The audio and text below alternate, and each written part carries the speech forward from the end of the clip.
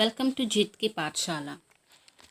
Today we are going to cover a very interesting poem from your book Sunbeam English Reader, Class 8, and that is Sympathy. So we are going to start the poem Sympathy by Charles Mackay. Before starting the poem Sympathy, let's know about Charles Mackay. So Charles Mackay, he was a Scottish poet, journalist, and a songwriter. He was born in Perth, Scotland on 27th March 1814. So the poem Sympathy, composed by Charles Mackay, is a poem which explains the value of pity and sorrow. This type of feeling will generate moral values in society. So now let's read the poem. Let's see what the poet actually expressed in this poem. Before we go to the poem, we can see here what actually it is given here. Here, we all need the help of others at times, don't we? We actually need help whenever we are in problem.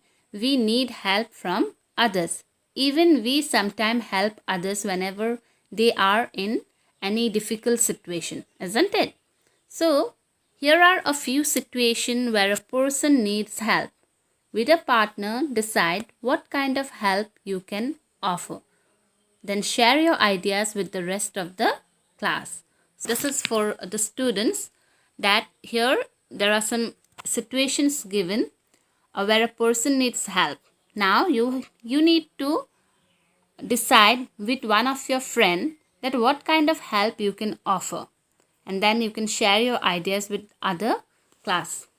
So number 1, you can see here, a beggar has been hit by a passing car and has injured his leg. So a beggar who has been hit by a passing car and he has injured his leg. Now what kind of help you can offer to a beggar? So you can discuss it with your friend. Secondly, number 2, you can see an elderly lady is waiting to cross the street, but there is too much traffic. So in what way you can actually help the elderly lady? You can discuss it. You can think about it. And in number 3, it's given you are buying some fruit and a dirty little child is standing near you, watching you without a word. Now what kind of help you will provide to a dirty little child who is standing nearby you when you were buying some fruits? So these are some of the situation given for the students and how you can help them in this kind of situation. You can think it and discuss it with your friend. So what kind of help do you think people prefer, money or physical help? So now in this situation, what kind of help actually people want, money or physical help? So that is the most important thing. Today we are going to know about this poem, that how we can actually help others by offering money or by giving them any physical help. So now let's start it. Let's start the poem. So here the poem, I will read the poem and explain you each and every line. Okay, so now here, I lay in sorrow, deep distressed, my grief a proud man heard. His looks were cold. He gave me gold, but not a kindly word. So now what actually the poet expresses in the first stanza. In this line, the poet describes an incident where he was lying on the ground and he was injured. And here it is clear that he was experiencing some kind of suffering. He is actually suffering something. He is in problem. He is in difficult situation. So as a result, he was sorrowful and depressed. He actually need help here. As he was crying out in his grief, a proud man, a man who was very proud, he heard the sound of his voice and stopped to help him. The proud man, he wanted to help the poet. The poet actually could figure out that he was very much proud of something, proud of himself, proud of his wealth. And the only way in which that man helped the poet was to provide him with money to get himself treated. So he provided some money to the poet as he was in difficult situation. Though that man who was very much proud of his money, of his wealth, but he wants to help him by giving him the money. So apart from that, there was no emotional feeling towards the poet, towards the person who was in difficult situation. He did not even speak to the poet at all and did not even try to console him either. But he gave him some money in order to cure himself or in order to treat himself. So let's go to the next stanza. My sorrow past, I paid him back the gold he gave to me, then stood erect and spoke my thanks and blessed his charity. Now what actually the poet wants to express in this second stanza?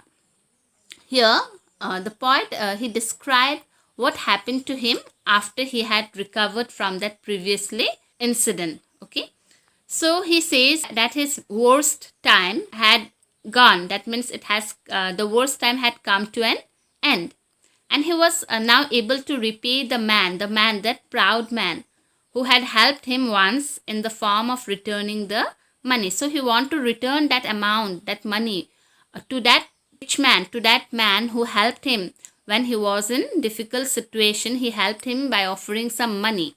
So now as the poet, he is in a good situation. Now he has money to even return back to that, repay the man who had helped him. So now the poet, he want to repay the man who had helped him in the form of returning the money he had lent the poet. After repaying him, that means after returning him the money, the poet stood upright with his head held high. His head was held high, and he thanked that man. He thanked the poet. Here, though the poet, he returned back the money, but while returning back the money, in addition, the poet even offered the man what he had not offered to the poet, and that was the kind word. The poet, he even tell the man that God will certainly reward him for his charity. So in this way, the poet, he returned back the money to that rich person who has helped him once when he was in difficult situation. But that man, he did not even spoke a single word. Even he did not show any sympathy to the poet when he was offering him the money. But here, while returning back the money, the poet offered him something extra, and that was the kind words. Okay, let's move on to the next stanza.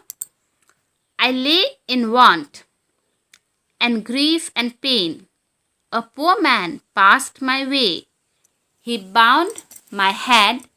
He gave me bread. He watched me night and day. So now what the poet, he expressed in this stanza. In this stanza, the poet, he described an incident that is very similar to the one he had described at the beginning of the poem. Here he says that he had been lying on the ground, injured as before. Like before, he has been lying on the ground and he was injured. He was very sad. He was also in a lot of pain. He desperately wanted some help from someone. And suddenly, he saw a poor man was walking by that place.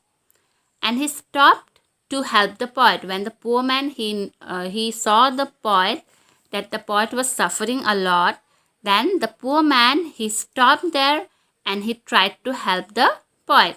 But here, he did not provide him any money because that man was very poor. He did not have any money to help him. So instead of giving the poet money, as the proud man had done in the first stanza, as we have read, what he did, the poor man, he bandaged the poet's injured head and gave him some food and water, restore his health. He stayed by the poet's bedside in the daytime and also at night till he had recovered fully. In this way, the poor man helped the poet, but not by offering any money, but offering him some sympathy. That means he looked after him, he provided him food, he took care of him, and in this way the poor man helped the poet. Now let's move on to the next stanza, that is the last stanza. How shall I pay him back again for all he did to me? Oh, gold is great, but greater far is heavenly sympathy. So now what the poet expresses in this stanza, the poet wonders how actually he will pay back the poor man who had taken such good care of him. How he will pay back him. Here he owes the man something much more complex than a pile of notes or coins. Here the poor man, he has not provided him money, but he has provided something that is greater than money. What he owes the man isn't even anything that has a physical manifestation. So therefore, it will be rather difficult to repay the man. So now here the poet, he is little bit confused that what he will repay the man, as what he has offered, what the poor man has offered to the poet was much more valuable than money. So he could not even repay him anything here. And then the poet, he actually comes to a great realization. He has realized something. He understands that the value of sympathy is much more than that of money. He realized that money can give you many things, but money cannot give you sympathy. So he understood those things. Money can certainly help you out in your time of need, whenever you are in need. Yes, of course, it's true that money can help you in your need. But sympathy from a friend, from a fellow being, can actually lift your spirits, and it can give you the strength to fight against any circumstances of life. So the poet realized those things. He also realized that no one can put a price tag on sympathy, for it is invaluable. So in this way, our poem Sympathy ends here. So we have learned a very important lesson, that money can provide you many things, but money is not greater than sympathy. Though money can help you in the time of your need, but sympathy actually is a strength. Sympathy can provide you a strength to fight in a bad circumstances. So that is what we have learned from the poem Sympathy. So that's all for today, students. I hope you have understood the poem. Thank you very much.